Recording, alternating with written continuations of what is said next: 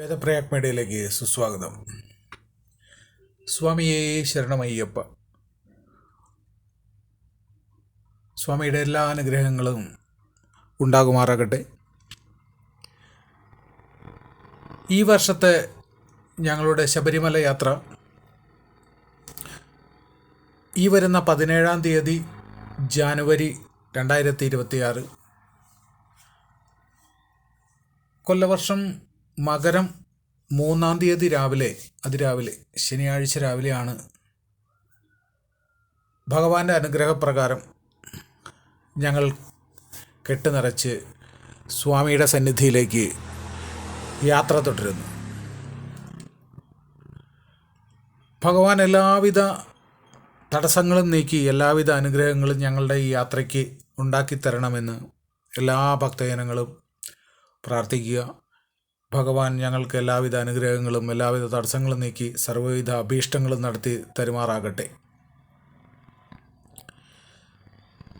ഞങ്ങൾ ഈ 3-ാം തീയതി പോകുന്നത് എന്തുകൊണ്ട് എന്ന് വെച്ച് കഴിഞ്ഞാൽ ഭക്തജനങ്ങൾ അറിയുക, അവിടെ മകരവിളക്കിന് ശേഷം 2 ദിവസം കഴിഞ്ഞിട്ട് പോകുമ്പോൾ വളരെ തിരക്ക് കുറവായിരിക്കും.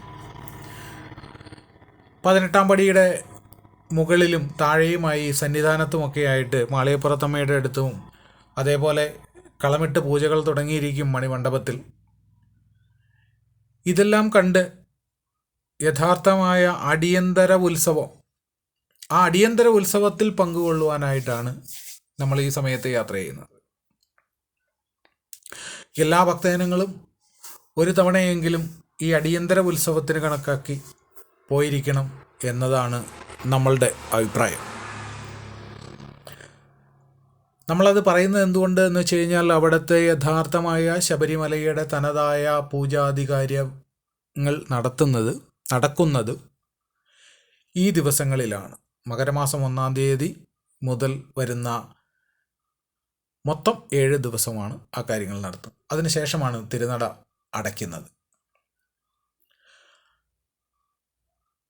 എല്ലാവരും കമൻറ്റിൽ അവരവരുടെ ഭക്തി തെളിയിക്കുവാനായിട്ട് നമ്മളോട് നിങ്ങളുടെ തീരാ ദുഃഖം ഏതെന്ന് ഞങ്ങളെ അറിയിച്ചു കഴിഞ്ഞാൽ ഞങ്ങൾ 18-ാം പടിയിൽ നിന്ന് 18-ാം പടിക്ക് താഴത്തെ മുകളിലുള്ള സൗകര്യം എങ്ങനെ കിട്ടുന്നു അതിനനുസരിച്ച് നിന്ന് നിങ്ങൾക്ക് വേണ്ടി പ്രാർത്ഥിക്കുന്നതായിരിക്കും. എല്ലാവരും പേരും അതേപോലെ നക്ഷത്രവും എഴുതിയിടുക. സ്വാമിയേ ശരണമയ്യപ്പ.